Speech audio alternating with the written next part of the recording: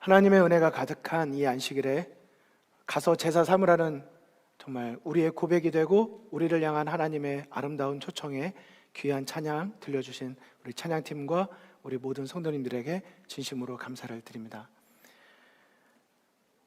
이번 한 달 동안에 청년의 신앙이라는 주제로 저희가 안식일마다 하나님의 말씀을 함께 묵상하고 있습니다. 오늘 그 마지막 날을 맞아서 청년 신앙에 대한 간단한 복습과 함께 저희들의 마음을 하나님께로, 또 저희들의 마음에 하나님을 모시는 시간을 갖도록 하겠습니다.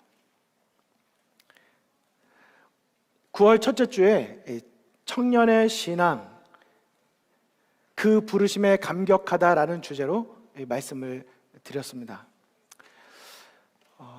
청년 신앙이란 한 가지로 이렇게 말씀드릴 수 있다. 바로 청년의 신앙이란 살아있는 신앙이다라고 말씀을 드렸습니다. 여러분, 살아있는 신앙이란 무엇일까요? 죽지 않은 신앙, 살아있는 신앙이란 어떤 신앙일까요? 어제 저녁에 3040 사역부에 금요 정상회 예배가 있었습니다. 어느 한 분을 지목해서 드리지는 않겠지만, 어제 정상회 가운데 어제 용어대로라면 한 아버님께서 간증을 하셨습니다. 혹시 그분이 어떤 아버님인지 궁금하신 분은 엘다솜 유튜브 채널에 들어가셔서 예배 후에 보시면 되시겠습니다. 그런데 아버님 중에 한 아버님이 나오셔서 자신의 삶과 신앙의 고백을 간단히 하셨는데, 그 고백 속에 저는 살아있는 신앙이 무엇인지를 배웠습니다. 그분의 고백은, 그분의 간증은 이렇습니다. 저는 여러분 앞에 간증할 것이 없습니다. 제 삶을 조금 나눌게요. 그리고 그분께서 이렇게 말씀하셨습니다. 나는 교회를 왜 다니고 있는지, 모든 것이 희미한 것 같은 이 시절에 최근에 한 가지 하고 있는 게 있으시대요. 그러면서 저를 약간 디스하셨습니다. 저에게는 참 견디기 힘든 시간이었습니다. 이렇게 말씀하셨어요. 목사님의 설교를 들으면 잠이 온다고. 그 말을 듣는 순간 저는 문제는 나구나. 지금도 벌써 졸리신 분 계시잖아요. 그 조명까지 이제 여러분은 어두우시니까 그래도 확실한 거 하나 말씀드릴게요. 눈을 뜨셨는지 감으셨는지는 앞에서 다 보입니다. 그런데 그 다음에 그분께서 이렇게 말씀하셨어요. 최근에 목사님 설교가 잘 안 들어오고 뭐라고 말하는지 이해도 잘 안 돼서, 그래서 핸드폰을 보거나 다른 것을 했었었는데 최근 들어서 아주 작은 선택을 하기 시작하셨대요. 핸드폰을 가지고 오면 자꾸 핸드폰 보게 되고 설교가 귀에 안 들어오니까 며칠 전부터 차에서 내릴 때 핸드폰을 차에 놓고 오시기 시작하셨대요. 그랬더니 설교가 들리기 시작하고, 잠이 오던 설교가 나에게 말씀하시는 은혜의 주님의 음성이 들리고, 오늘을 살아가고 있는 나에게 필요한 말씀을 주시고, 그러면서 이렇게 말씀하시더라고요. 목사님, 그때 그 설교한 거 기억나세요? 이러셨는데 제가 순간 기억이 안 났어요.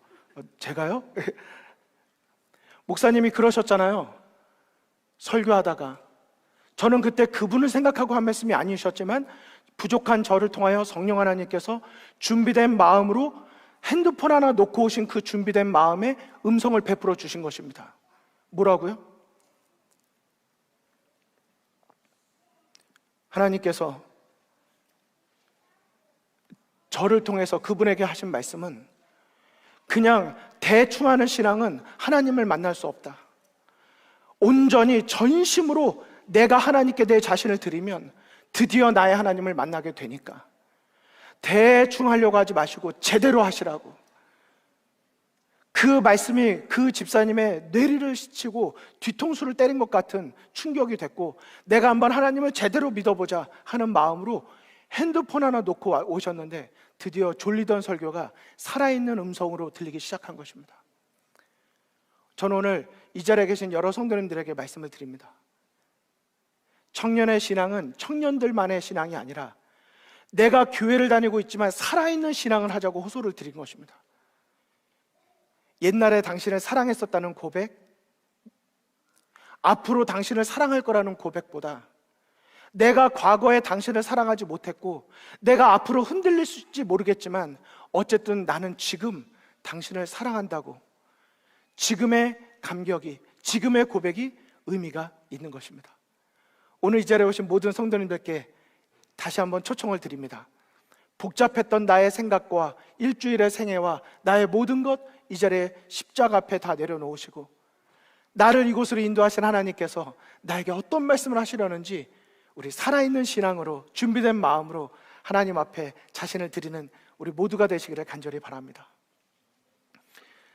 그 다음 주에는 여러분에게 청년의 시절 지날 때라는 제목으로 말씀을 드렸습니다. 그때 드렸던 신앙은 자라나는 신앙을 여러분에게 호소를 드렸습니다. 성경에 보니까 어린아이 신앙이 있고 청년의 신앙이 있고 아비의 신앙이 있더라고요. 살아있는 것은 멈추지 않는다. 자라나는 신앙입니다. 여러분에게 호소를 드렸고 저는 오늘 다시 여쭙습니다. 여러분의 신앙은 멈춰져 있는 신앙, 어릴 때의 신앙입니까? 아니면 자라나는 신앙, 살아있는 신앙, 이제는 어린아이에서 성숙해진 신앙을 하고 계십니까? 제가 어릴 때 사진 많이 보여드렸었는데요, 어릴 때 저도 성경학교 갔던 이유는 믿음이 좋아지기 위해서가 아니라 크라운산도 2개 받아 먹으려고 갔고, 친구 때문에 친구를 인도했던 이유는 내가 만난 하나님이 너무 좋아서 너도 한번 믿어봐는 이런 호소라기보다는 한 명 더 데리고 가면 마지막 날 성경학교 끝날 때 시상식 때 선물 준다고 하니까 그 선물 받고 싶어서 했고, 오늘 어린이들 기억절 13기억절 외웠는데 어린이 13기억절 외웠던 것은 내가 말씀으로 무장하겠다는 그런 마음보다는 인정받고 선물 받고 싶은 마음에 그랬던 것입니다. 하지만 지금도 제가 그런 거라면 선물 안 주면 저는 더 이상 기억절 안 해올 것입니다. 하지만 나이를 먹고 교회를 다니고 내가 이론으로 알던 것을 체험적으로 알아가면서 내가 하나님께 무엇을 요구할 것 없이 이미 하나님께서 나에게 베푸신 은혜가 너무나도 크기 때문에 이젠 내가 내 삶과 내가 무엇까지라도 하나님께 드리는 것이 아까운 것이 없다고 하는 것, 이것이 자라나는 신앙, 체험적인 신앙, 그것인 것입니다. 특별히 성경에 청년의 시절 때는 한 가지 특징이 있대요. 악과 더불어 싸워 이기는 경험이 있는 때가 청년의 신앙이라고 말합니다. 옛날에는 조금만 미혹이 와도 쉽게 넘어졌는데 청년의 신앙으로 조금 더 성숙해지면 내가 견딜 힘이 있는 것입니다. 어린아이 신앙 때는 교회를 다니다가 누가 조금 나한테 상처를 주거나 조금 마음에 안 들면 금방 교회를 바꾸든지 그 다음날 머리를 싸매고 교회 안 나갑니다. 하지만 내가 조금 더 성숙해지는 신앙, 내가 좀 더 이기는 신앙을 하면 내가 아픔과 어려움이 있더라도 믿음을 활용해서 그것을 극복하는 경험을 갖는 것입니다.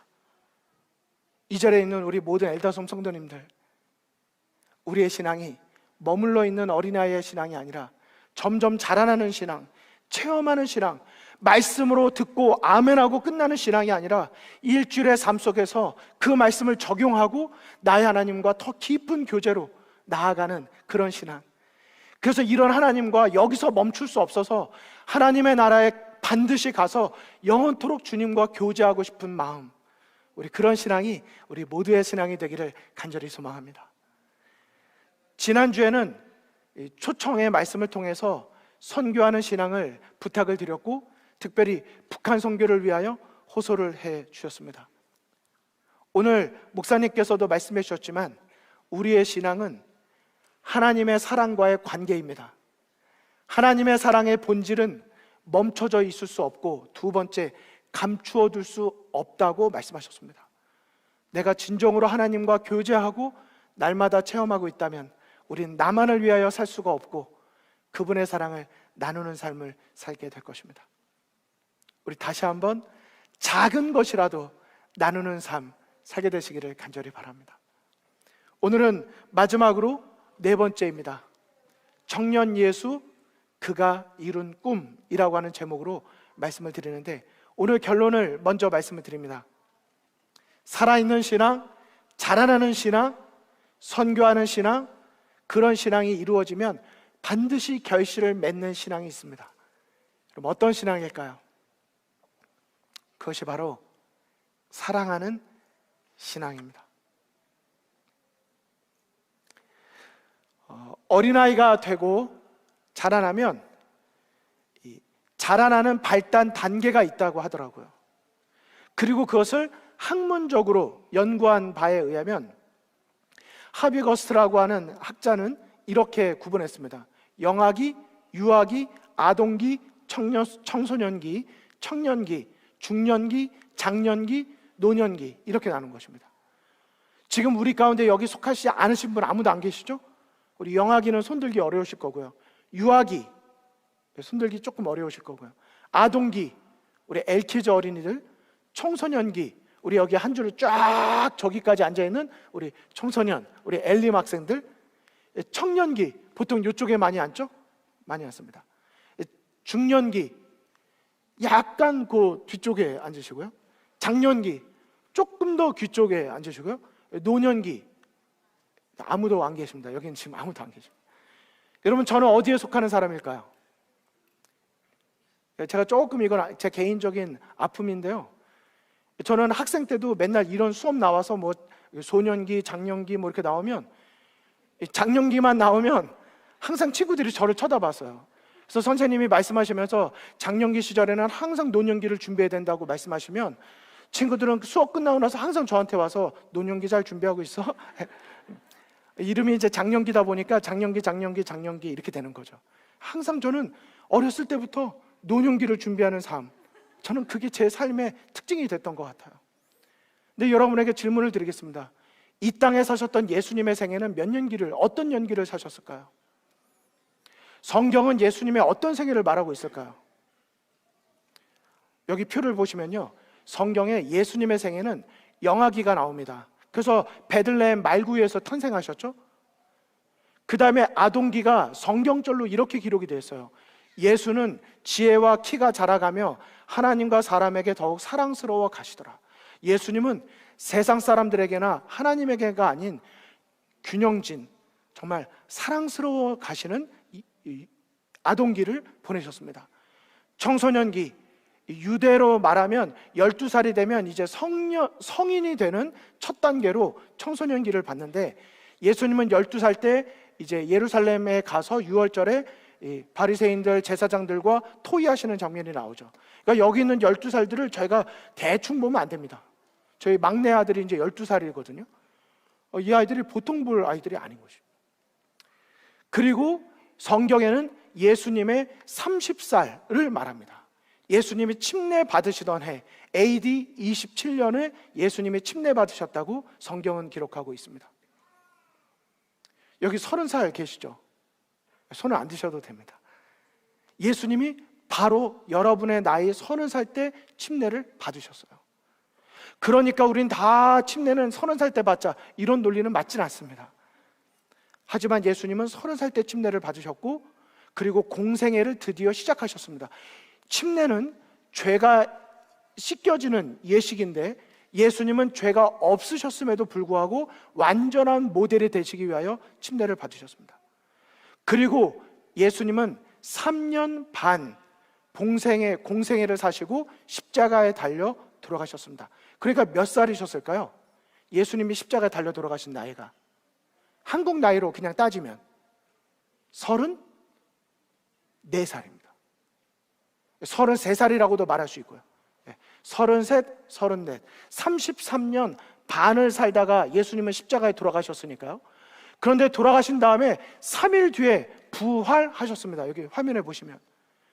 그리고 부활하신 다음에 이 땅에 40일을 사시다가 하늘로 승천하여 올라가셨습니다.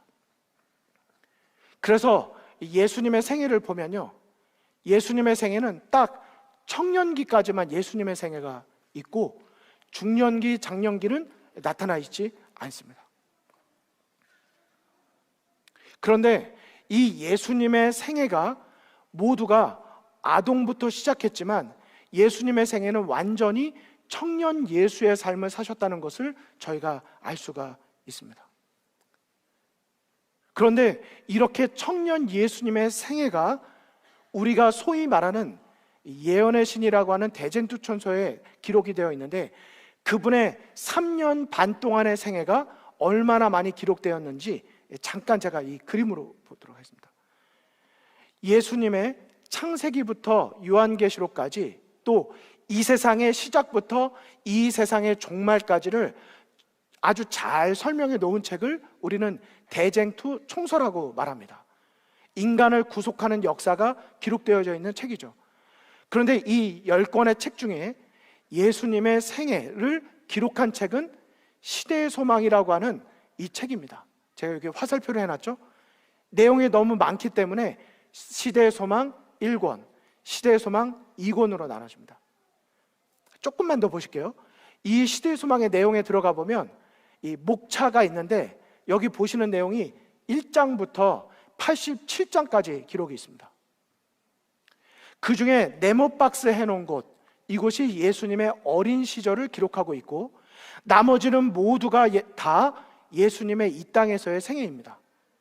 그러니까 여러분 여기 눈에 보이시는 이 모든 챕터들, 예수님의 생애의 모든 내용들이 예수님의 청년 시절과 봉사의 생애를 기록하고 있다는 것입니다. 그러니까 예수님의 생애, 그러면 예수님의 생애의 전부가 거의 다가 다 청년 시절의 말씀이라고 하는 사실입니다. 그리고 예수님의 청년 시절은 봉사의 생애였는데 두 가지로 딱 나눠지는 것이죠. 그분의 생애는 사랑의 생애, 그리고 구원의 생애였던 것입니다. 그러니까 예수님의 생애가 청년의 생애라는 것을 우리가 알 수가 있는데, 그분이 이루신 일, 3년 반 동안 이루신 일이 얼마나 많은가. 요한복음 마지막 장, 마지막 절이 바로 이것입니다. 조금 더 보실게요. 예수께서 행하신 일이 이 외에도 많으니 만일 낱낱이 기록된다면 이 세상이라도 이 기록된 책을 두기에 부족할 줄 아노라. 예수님의 제자였던 요한은 예수님의 생애가 얼마나 대단하고 많은지 3년 반 청년의 생애 동안에 이루신 일이 만약에 다 기록된다면 이 세상이라도 두기에 부족할 것이라고 언급을 한 것입니다. 제가 여기 책 한 권을 가지고 왔는데요, 이 책 한 권의 이 제목이 청년 예수입니다. 그리고 예수님의 생애를 마태, 마가, 누가, 요한복음에 기록된 예수님의 생애를 아주 정말 우리 청년들이 지적으로 이해하고 읽기에 너무나도 잘 돼 있어요. 정말 추천도서입니다. 이건 단지 성경만이 아니라 성경의 내용을, 예수님의 생애를 아주 잘 요약하고 기록해 놓은 책이에요. 그런데 이 책을 번역한 분이 이 책을 읽고 번역하고 난 다음에 다음과 같은 글을 썼습니다. 자, 글을 제가 여러분에게 읽어드릴게요. 청년 예수, 21세기의 길이 되다. 소크라테스는 40년간, 플라톤은 50년간, 아리스토텔레스는 40년간 자신들의 철학을 제자들에게 열정적으로 가르쳤습니다. 그러나 나사렛 예수는 3년 남짓한 짧은 기간에 가장 위대한 철학자 3사람이 130년간 가르친 모든 걸 능가하는 일을 해냈습니다. 나사렛 예수는 그림을 그린 적이 없습니다. 그러나 라파엘, 미켈란젤로, 레오나르도 다빈치 같은 천재들의 가장 장엄한 그림들은 예수에게서 영감을 얻은 것들입니다. 나사렛 예수는 시를 쓴 적도 없습니다. 그러나 단테와 밀턴을 비롯하여 세상의 가장 뛰어난 시인과 문필가들에게 나사렛 예수가 통찰의 원천이 되었습니다. 예수는 음악을 작곡한 적도 없습니다. 그러나 하이든, 핸델, 베토벤, 바흐, 멘델스존 같은 세계적인 거장들이 작곡한 찬송, 심포니, 오라토리오 등의 가장 완성도 높은 멜로디가 나사렛 예수로부터 흘러나오게 된 것입니다. 여러분, 지금 이 번역자가 무엇을 말하고 있는지 아시겠습니까? 이 땅에 살았던 위대하다고 하는 사람들, 그들이 살면서 쓴 위대한 어떤 작품들, 그것보다도 3년 반 청년의 삶을 살았던 예수님의 생애를 찬양하고 묵상하고 그것을 통하여 하나님께 영광을 돌리는 위대한 일을 예수님이 이루고 있다. 그러면서 그 다음에 이렇게 말하고 있습니다. 나사렛의 초라한 목수 예수, 그는 문필가도 시인도 화가도 음악가도 아니었지만 인간의 가장 탁월한 예술과 문학과 음악의 중심 주제가 되었습니다. 아니, 그는 역사의 주인이 되었습니다. 세상이 주목하지 않은 외딴 곳에서 태어나고 자라나 학교에 다닌 적도 없으며 로마 제국의 한 모퉁이에서 삶을 살다가 젊은 나이에 요절한 그 나사렛 예수가 어찌 세상을 변화시킬 수 있단 말입니까? 예수가 역사 속에 실존한 인물이었다는 가장 분명한 증거는 그로 말미암아 세상이 변했고 지금도 변하고 있다는 엄연한 사실입니다. 여러분, 제가 조금 긴 내용을 읽어드렸지만 이 속에서 여러분의 마음에 도전이 있기를 간절히 원합니다. 예수님의 생애가 33년 반의 생애, 그분의 실제적인 공생애는 3년 반. 그 짧은 생애를 사신 예수님이 끼친 어마어마한 영향력, 감화력, 어떻게 그런 역사를 이룰 수 있었을까요? 그분이 삶을 변화시키는 예수 그리스도, 우리에게 오신 하나님이셨기 때문이지만 그것의 진정한 힘과 목적과 능력은 어디에서 왔을까? 그렇게 많은 음악 작곡가들이 무엇을 그렇게 묵상할 수 있었을까? 그분의 삶을 꿀쥐었던 것은 무엇이었을까? 그분이 바로 이 땅에 오셨던 이유, 바로 그 때문인 것입니다. 예수님이 이 땅에 오신 목적과 그분이 이 땅에 오셔서 이루신 꿈은 무엇이었을까요? 성경은 다음과 같이 두 가지로 말하고 그것을 통하여 오늘 살아가는 우리들에게 예수의 꿈을 우리도 꾸라고, 그리고 꾸자고 말하고 있는 것입니다. 누가복음 19장 10절의 말씀을 다 같이 한번 읽어주실까요? 앞에 있는 말씀입니다. 시작. 인자가 온 것은 잃어버린 자를 찾아 구원하려 함이니라. 예수님이 이 땅에 오셔서 수없이 수만 가지 많은 일을 하셨고 그것을 다 기록하자면 이 땅에 두기에도 부족하겠지만 그분이 결국 이 땅에 오셔서 이루신 꿈은 아주 분명합니다. 원래 하나님의 자녀였던 백성들을 다시 되찾는, 구원하고자 하는 것입니다. 잃은 자를 구원하는 일입니다. 그리고 예수님께서 그 일을 통하여 이루신 것은 십자가에 달려 돌아가셔서 바로 다음의 일을 이루신 것입니다. 우리 다 같이 한번 읽어보실까요? 이제는, 시작. 이제는 전에 멀리 있던 너희가 그리스도 예수 안에서 그리스도의 피로 가까워졌느니라. 그는 우리의 화평이신지라. 둘로 하나를 만드사 원수된 것 곧 중간에 막힌 담을 자기 육체로 허셨다. 여러분, 예수님께서 이 땅에 오신 목적, 우리를 구원하기 위함이었습니다. 구원하기 위하여 예수님이 선택하신 것은 자신을 십자가에 대신 죽는 화목제물, 대속물로 드리는 것이었습니다. 그것을 통하여 이루신 일이 무엇입니까? 하나님과 분리되어 있는 우리를 예수님께서 다시 하나가 되게 하시고 죄 때문에 끊어져 있는 우리들의 관계를 예수 그리스도 안에서 하나님의 백성으로 다시 하나로 연합시키는 일을 이루셨다고 하는 사실인 것입니다. 그리고 이 모든 일을 가능하게 했던 것, 그것은 바로 사랑으로 그 일을 이루신 것입니다. 성도 여러분, 예수님께서 이 땅에 오셔서 우리에게 구원의 역사를, 선물을 베풀어 주셨고 우리에게 하나 되게 하는 역사를 주셨지만 그 모든 일을 이루신 것은 우리를 진정으로 사랑하신 그분의 사랑이었습니다. 목숨보다 더 값진 사랑으로 우리를 사랑하신 것, 그리고 예수님은 나를 따르라고 우리를 초청해 주신 것입니다. 우리가 만일 그 예수님을 나의 구주로 모시고 내가 그 예수님을 따르기를 원한다면 오늘 여러분과 제가 잊지 말고 돌아보고 우리의 마음속에 갈급한 마음으로 구할 것은 하나님, 우리에게 사랑하는 신앙, 예수님이 우리를 구원해 주신 그 사랑의 마음을 우리에게도 달라고 하는 기도가 우리의 기도가 되어야 할 것입니다. 오늘 여러분에게 다시 한번 질문을 드리고 싶습니다. 오늘날 이 세대 속에서 교회가 세상에 증거해야 될 사명은 무엇일까요? 이 마지막 시대 속에서 교회가 세상을 변화시킬 수 있는 힘은 무엇일까요? 예수님께서 이 마지막 사명을 우리에게 맡기시면서 마지막으로 들으신 예수님의 기도는 무엇일까요? 그것은 바로 우리가 예수 그리스도의 사랑 안에서 우리가 다시 하나가 되는 것입니다. 우리가 다시 연합하고 하나님의 마음을 우리가 체험하고 경험하는 것입니다.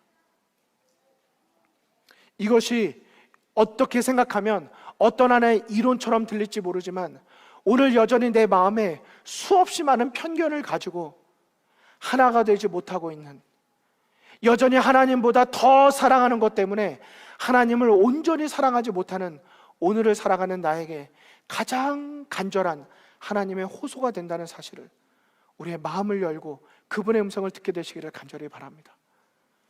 한때는 예수님을 가장 사랑한다고 말했지만 어느 순간 하나님보다 더 사랑하는 것이 내 마음에 있지 않습니까?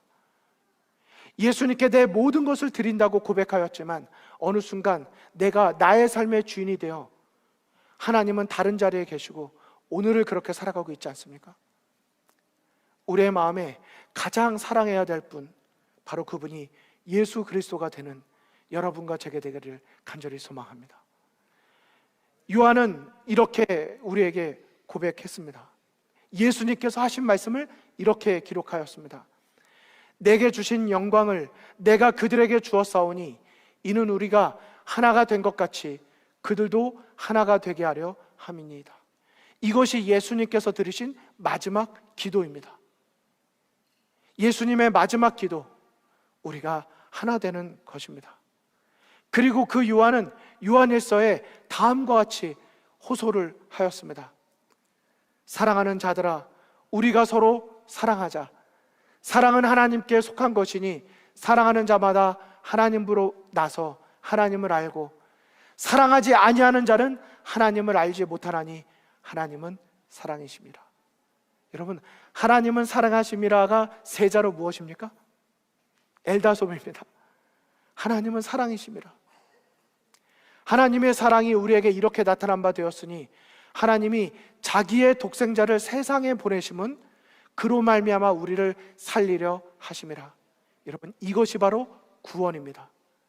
사랑은 여기 있으니 우리가 하나님을 사랑한 것이 아니요 하나님이 우리를 사랑하사 우리 죄를 속하기 위하여 화목제물로 그 아들을 보내셨습니다. 사랑하는 자들아, 하나님이 이같이 우리를 사랑하셨은즉 우리도 서로 사랑하는 것이 마땅하도다. 어느 때나 하나님을 본 사람이 없으되 만일 우리가 서로 사랑하면 하나님이 우리 안에 거하시고 그의 사랑이 우리 안에 온전히 이루어졌느니라. 여러분, 아멘이십니까? 이 요한의 말씀을 잘 묵상해 보시기 바랍니다. 여기 말씀하셨어요.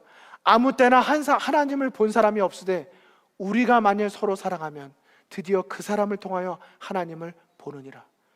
우리가 세상에 아무리 어떤 무엇을 우리가 증거한다 할지라도 그들이 보는 우리의 삶 속에서 사랑의 모습을 보지 못한다면 우리는 하나님을 온전히 증거할 수 없을 것입니다. 그러므로 여러분, 청년의 신앙, 살아있는 신앙, 자라나는 신앙, 선교하는 신앙 다 좋지만 오늘 다시 한번 마치면서 우리의 마음속에 꼭 기억해야 될 신앙은, 우리의 마음에 다시 사랑이신 하나님과 우리가 교제하면서 우리가 또다시 하나님이 우리 안에 거하실 때, 다른 사람을 사랑하고자 말씀하실 때, 우리가 내 자신을 십자가에 못 박고 다시 내 곁에 있는 사람을 사랑하는, 우리 사랑하는 신앙을 우리 모두가 살게 되시기를 간절히 바랍니다. 여러분, 이것이 어려운 일이 아닙니다. 이것이 대단한 일이 아닙니다. 오늘 내 옆에 있는 사람에게 한 번의 친절한 말을 베푸는 것, 오늘 내 옆에 있는 누군가가 떠올랐을 때 그 사람에게 작은 예수님의 사랑을 보여주는 것, 이것이 사랑의 실천입니다. 제가 설교를 마치지만 여러분에게 호소드리고 싶은 한 가지를 말씀을 드리고 마치겠습니다. 베데스다의 연못에 있었던 사람이 38년 동안 우물 안에 못 들어가고 망설이고 있을 때 예수님이 찾아오셔서 한마디 말을 물으십니다. 내가 낳고자 하느냐? 한 번의 예수님의 질문에 이 사람의 생애가 완전히 바뀔 수 있는 찬스가 옵니다. 그때 이 사람에게 예수님이 이렇게 말씀을 하십니다. 일어나 내 자리를 들고 걸어가라. 일어나서 걸어가지 못해서 그 자리에 38년 동안 누워서 살고 있었던 사람에게 예수님은 이렇게 말씀하시는 거예요. 너, 내가 말하면 너 몸에 무슨 작용이 있을 텐데 그러면 너 이렇게 하면은 날 거야 말씀하지 않으시고 일어나서 걸어서 가 말씀하십니다. 그때 이 사람이 말이 돼요? 그걸 어떻게 하라고요? 제 마음에 뭔가 설명 좀 해주세요라고 말하지 않고 그 38년 된 병자가 낫는 이유는 예수님의 말씀을 들었을 때 단순하게 일어나서 자리를 듭니다. 걷지 못하던 자가 예수님의 말씀에 순종하고 믿음으로 자리를 잡으려고 하니까 갑자기 자리에서 일어나지고 행동으로 옮기려고 하니까 그것이 나에게 역사가 이루어지고 기적이 된 것입니다. 이것이 하나님께서 우리 속에 이루시는 놀라운 역사입니다. 제가 지금까지 여러분에게 어떤 것을 설명을 드렸지만 이것이 우리의 삶으로 오는 데는 더 많은 이해가 필요한 것이 아니라 이것에 순종하는 마음이 우리에게 필요한 것입니다. 그분은 단순히 일어나 내 자리를 들고 가라고만 말씀하셨다. 그러나 그 사람의 믿음은 그 말씀을 굳게 붙잡는다. 그러자 모든 신경과 근육이 새로운 생명으로 전율하고 절던 다리는 건강하게 움직인다. 그가 의심하지 않고 그리스도의 명령에 순종하기로 뜻을 정하자 그의 모든 근육이 그의 의지에 응답하였다. 그 사람은 멈추어 의심하여 그가 나을 수 있는 유일한 기회를 놓칠 수도 있었다. 그러나 그는 그리스도의 말씀을 믿었으며 그 말씀에 입각하여 행동으로 옮기자 힘을 얻었다. 여러분 아멘이십니까? 후반기 엘더솜에서 여러 가지 계획을 세웠습니다. 여러분 제가 프로모션하고 여러분에게 무슨 행사, 판촉 행사 홍보하는 사람이 아닙니다. 제가 설교 때 이런 거 말씀을 안 드리고 싶어요. 하지만 여러분이 오해하실까 봐 꼭 말씀을 드립니다. 이번 주부터 다음 한 달, 두 달 동안 엘더솜에는 여러 가지 사업들이 있습니다. 제목은 이거예요. 엘더솜만의 한 가족이 되자. 말씀 안에 한 가족, 사랑 안에 한 가족, 행복 안에 한 가족, 기도 안에 한 가족, 찬양 안에 한 가족. 여기 화면을 띄워주시죠. 묵상 안에 한 가족, 섬김 안에 한 가족, 친교 안에 한 가족. 뭐가 이렇게 한 가족이 많으냐? 우리에게 여전히 이런 한 가족 때문에 필요하다고 느끼는 거예요. 그래서 그냥 이벤트를 여는 것이 아니라 말씀 안에 한 가족이 되고 싶어서 세대 간에 연결되고 싶어서 저쪽 날개방이 여는 거고, 사랑 안에 한 가족이 되자 교회 수십 년을 와도 수년을 와도 맨날 밥 먹을 때 만나는 사람과만 만나고 이 교회를 수년을 다녀도 나는 저분이 한 번도 얘기한 적 없는 사람이 너무 많은 거예요. 어느새 저희가 그렇게 성장을 한 것입니다. 수가 많아진 것보다 수가 많아지니까 그런 마음이, 애절한 마음이 생겨요. 우리 좀 더 어떻게 가까워질 수 없을까? 그래서 선교부에서 그러면 하늘가족 소그룹을 한번 해보자. 계획을 하게 되고, 우리 진짜 행복 안의 한 가족 피크닉을 해보자, 기도 안의 한 가족 10월 달에 10년 전을 생각하면서 뜨겁게 한 3일 특별 새벽 기도를 한번 해보자. 기도 안의 한 가족, 찬양 안의 한 가족, 우리가 정말 이런 모든 것으로 연결되자고 해서 이제 여러분에게 잠시 뒤에 우리 선교부장님 말씀을 하시겠지만 세대별 하나가족 소그룹 모임에 대한 말씀도 주실 것입니다. 제가 그런데 간절한 마음이 있어요. 이런 것들이 있을 때 이벤트로 생각하지 말아주시고, 많은 것이 이해되어져야 된다고 생각하시기보다는 우리에게 사랑할 수 있는 기회가 많이 생겼구나, 내가 사랑하는 신앙으로 내가 청년 예수, 그가 이루고자 했던 꿈을 오늘 나도 이루면서 서로 우리가 하나가 되고 우리가 하나님의 사랑을 이루는 우리 모두가 되는 그런 우리 모두 엘다솜 성도가 되기를 간절히 소망하면서 오늘 말씀을 마치도록 하겠습니다.